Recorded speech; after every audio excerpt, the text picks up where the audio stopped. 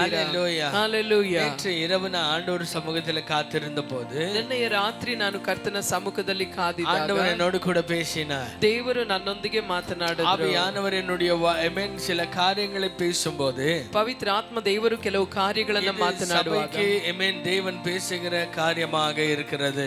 ಇದು ಸಭೆಗೆ ದೇವರು ಮಾತನಾಡುವ ಕಾರ್ಯಗಳಾಗಿದೆ. When you listen to this sermon today, ಈ ದಿನ ಈ ಪ್ರಸಂಗವನ್ನು ನೀವು ಕೇಳುವಾಗ don't take it for a congregation, take it for your personal life. ಇದು ಸಭೆಗಾಗಿ ಅಂತ ತೆಗೆದುಕೊಳ್ಳದೆ ನಿಮ್ಮ ವೈಯಕ್ತಿಕ ಜೀವಿತಕ್ಕಾಗಿ ಎಂಬುದಾಗಿ ನೀವು ತೆಗೆದುಕೊಳ್ಳಿ. Amen. Hallelujah. Hallelujah. Don't take it for someone else. ಬೇರೆ ಯಾರಿಗೋ ಅನ್ನೋ ರೀತಿಯಲ್ಲಿ ತೆಗೆದುಕೊಳ್ಳಬೇಡಿ. God is speaking to you.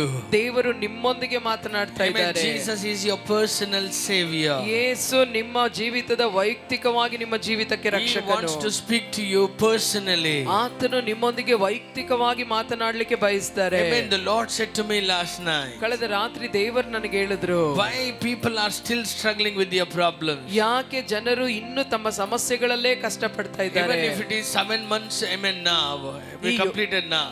7 ತಿಂಗಳು ಮುಗಿತಾ ಬಂದ್ರು ಕೂಡ amen, still you are suffering with your same problem. ಇನ್ನು ಅದೇ ಸಮಸ್ಯೆಯಲ್ಲೇ ನೀವು ಕಷ್ಟಪಡ್ತಾ ಇದ್ದೀರಾ. struggling with the same financial struggles. ಅದೇ ಆರ್ಥಿಕ ಸಮಸ್ಯೆಯಲ್ಲಿಯೇ ನೀವು ಹಾದು ಹೋಗ್ತಾ ಇದ್ದೀರಾ. same kind of problem in your offices. ಅದೇ ನಿಮ್ಮ ಒಂದು ಕೆಲಸದ ಕಚೇರಿಗಳಲ್ಲಿ ಕೆಲಸ ಮಾಡುವ ಸ್ಥಳಗಳಲ್ಲಿ ಅದೇ ಸಮಸ್ಯೆ. same kind of sicknesses. ಅದೇ ರೀತಿಯಾದ ವ್ಯಾಧಿಗಳು. amen, you are fasting. ನೀವು ಉಪವಾಸ ಮಾಡ್ತಾ ಇದ್ದೀರಾ. you are praying. ನೀವು ಪ್ರಾರ್ಥನೆ you ಮಾಡ್ತಾ are doing ಇದ್ದೀರಾ. all kind of things spiritually. ಆತ್ಮಿಕವಾಗಿ ಮಾಡಬೇಕಾದ ಎಲ್ಲಾ ಕಾರ್ಯಗಳನ್ನು ಪ್ರಯತ್ನಿಸ್ತಾ but ಇದ್ದೀರಾ. amen, ಇನ್ನும் கூட உங்களுடைய நிலைமை மாறாமல் இருக்கிறதை பார்க்கிறேன். ಆದರೂ ನಿಮ್ಮ ಪರಿಸ್ಥಿತಿಗಳು ಮಾರ್ಪಡದೇ ಇರೋದನ್ನ ನಾನು ನೋಡ್ತಾ ಇದ್ದೇನೆ. amen, you don't know why it is happening like that. ನಿಮಗೆ ಗೊತ್ತಿಲ್ಲ ಯಾಕೆ ಈ ರೀತಿ ಸಂಭವಿಸ್ತಾ ಇದೆ ಅಂತ. ಕರ್ತನುடைய தீர்க்கதரிசியாய் சொல்லுகிறேன். ದೇವರ ಪ್ರವಾದಿಯಾಗಿ ನಾನು ಹೇಳ್ತಾ ಇದ್ದೇನೆ. even after waiting for a so long time, ಇಷ್ಟು ದಿನಗಳು ಕಾದಿದ್ದಾಗಲೂ ಕೂಡ உங்களுடைய நிலைமை மாறல, உங்களுடைய குடும்பங்கள் ரட்சிக்கப்படல, ನಿಮ್ಮ ಪರಿಸ್ಥಿತಿಗಳು ಮಾರ್ಪಡಲಿಲ್ಲ, ನಿಮ್ಮ ಕುಟುಂಬಗಳು ರಕ್ಷಣೆ ಹೊಂದಲಿಲ್ಲ. amen, உங்களுடைய பொருளாதார நிலைமைகள் மாறல, ನಿಮ್ಮ ಆರ್ಥಿಕ ಪರಿಸ್ಥಿತಿಗಳು ಮಾರ್ಪಟ್ಟಿಲ್ಲ, கடன்கள் தீரப்படல,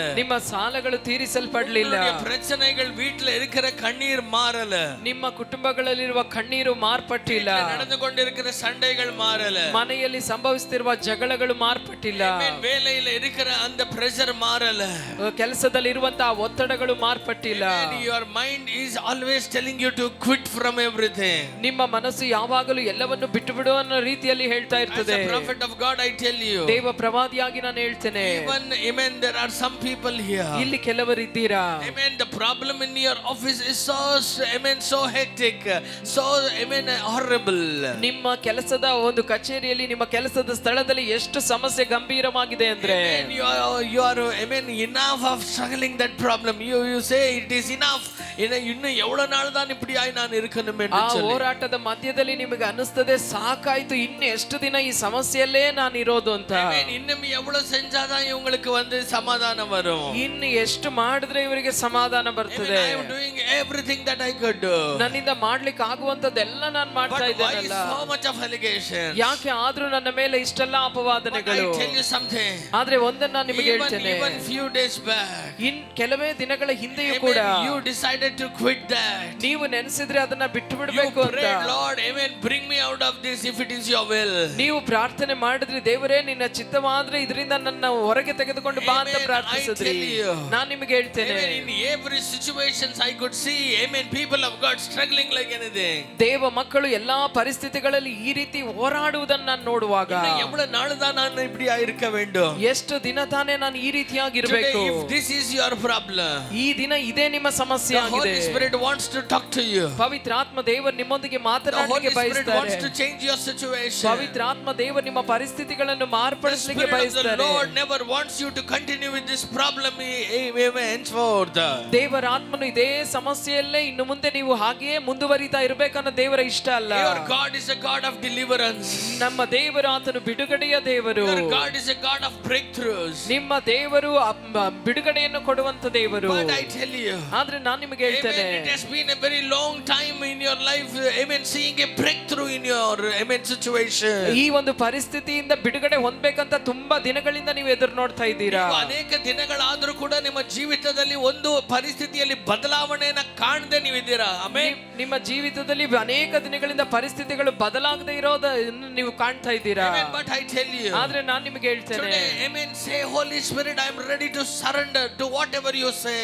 ಹೇಳ್ರಿ, ಪವಿತ್ರಾತ್ಮನೇ, ನೀವು ಏನನ್ನ ಹೇಳ್ತಿರೋ ಅದಕ್ಕೆ ನನ್ನನ್ನೇ ನಾ ಸಮರ್ಪಿಸುವುದಕ್ಕೆ ಸಿದ್ಧವಾಗಿದ್ದೇನೆ. Amen. Before your problem consumes you, ನಿಮ್ಮ ಸಮಸ್ಯೆ ನಿಮ್ಮನ್ನು ದಹಿಸಿ ಹಾಕೋದಕ್ಕಿಂತ ಮುಂಚೆ, amen, before it swallows you, ಅದು ನಿಮ್ಮನ್ನು ನುಂಗಿ ಹಾಕೋದಕ್ಕಿಂತ ಮುಂಚೆ, amen, the Holy Spirit wants to swallow your problem. ದೇವರ ಆತ್ಮ ನಿಮ್ಮ ಸಮಸ್ಯೆಯನ್ನ ನುಂಗ್ಲಿಕ್ಕೆ ಬಯಸ್ತಾರೆ. Amen. How is it possible? ಅದು ಹೇಗೆ ಸಾಧ್ಯ? When you surrender to His voice, ಆತನ ಸ್ವರಕ್ಕೆ ನಿಮ್ಮನ್ನೇ ನೀವು ಸಮರ್ಪಿಸುವಾಗ ಮಾತ್ರ, when you surrender to His voice, ಆತನ ಸ್ವರಕ್ಕೆ ನಿಮ್ಮನ್ನೇ ನೀವು He ಸಮರ್ಪಿಸುವಾಗ can change all your situation. ಆತ ನಿಮ್ಮ ಎಲ್ಲ ಪರಿಸ್ಥಿತಿಗಳನ್ನು ಮಾರ್ಪಡಿಸಲು ಸಾಧ್ಯ. Amen. நான் தேவனிடத்திலும் வந்தேன், நான் ஜெபித்தேன், ஆனாலும் கூட என் நிலைமை மாறலேன்னு நீ சொல்லிக் கொண்டிருக்கணும் என்று நீ நினைப்பதானால், ದೇವರ ಬಳಿಯಲ್ಲೂ ಬಂದೆ, ನಾ ಪ್ರಾರ್ಥನೆ ಮಾಡಿದೆ, ಆದ್ರೂ ನನ್ನ ಪರಿಸ್ಥಿತಿ ಮಾರ್ಪಟ್ಟಿಲ್ಲ ಅಂತ ನೀ ಹೇಳ್ಕೊಳ್ಬೇಕಂತ நீ உன் ನೆನ್ಸಿದ್ರೆ வழிகளிலேயே நீ போகலாம். ನೀನು ನಿನ್ನ ಮಾರ್ಗದಲ್ಲಿಯೇ ಹೋಗ್ಬಹುದು. ஆனால் இன்றைக்கு தேவ சத்தத்தை கீழ்ப்படியோதானால், ಆದ್ರೆ ದೇವರ ಸ್ವರಕ್ಕೆ ಈ ದಿನ ನೀವು if you ವಿಧೇಯರಾಗುವುದಾದ್ರೆ, say, Lord, whatever it is, ನೀವು ದೇವರನ್ನು ನೋಡಿ, ಅಪ್ಪ ಅದು ಏನೇ ಆಗಿದ್ರು, Lord, speak to me, Lord. ಕರ್ತನೆ ನೀ ನನ್ನೊಂದಿಗೆ I ಮಾತನಾಡು. don't want to continue with this problem anymore. ಈ ಸಮಸ್ಯೆಯಲ್ಲೇ ನಾ ಮುಂದುವರಿಲಿಕ್ಕೆ ಬಯಸೋದಿಲ್ಲಪ್ಪ. You are not an author of confusion, you are an author of peace. ಅಪ್ಪ, ನೀ ಗಲಿಬಿಲಿಗೆ ಕಾರಣನಲ್ಲ, ನೀ ಸಮಾಧಾನಕ್ಕೆ ಕಾರಣನು. Amen. If I am going through struggles after struggles, if I am going through confusions in my life, it is not from you, Lord. ನಾನು ಸಮಸ್ಯೆ ಮೇಲೆ ಸಮಸ್ಯೆ ಗಲಿಬಿಲಿಯಲ್ಲಿ ನಾನು ಹಾದು ಹೋಗ್ತಾ ಇದ್ದೇನೆ ಅಂದ್ರೆ ಅದು ನಿನ್ನಿಂದ ಅಲ್ಲ ಕರ್ತನೆ. Amen. I tell you, ನಾನು ನಿಮಗೆ ಹೇಳ್ತೇನೆ, இன்றைக்கு தேவ சத்தம் உங்களுக்கு வருவதானால் ஆண்டவரின் சமூகத்தில் நீங்கள் சொல்லுங்க, ஆண்டவரே என்னை மாற்ற நான் ஒப்பு கொடுக்கிறேன் என்பது. ದೇವರ ಸ್ವರ ಈ ದಿನ ನಿಮಗೆ ಬರುತ್ತಿರುವಾಗ ನಿಮ್ಮನ್ನೇ ನೀವು ಸಮರ್ಪಿಸಿ ಹೇಳಿ, ಕರ್ತನೆ ಇದಕ್ಕೆ ನನ್ನನ್ನೇ ನಾ ಸಮರ್ಪಿಸ್ತೇನೆ ಎಂಬುದಾಗಿ.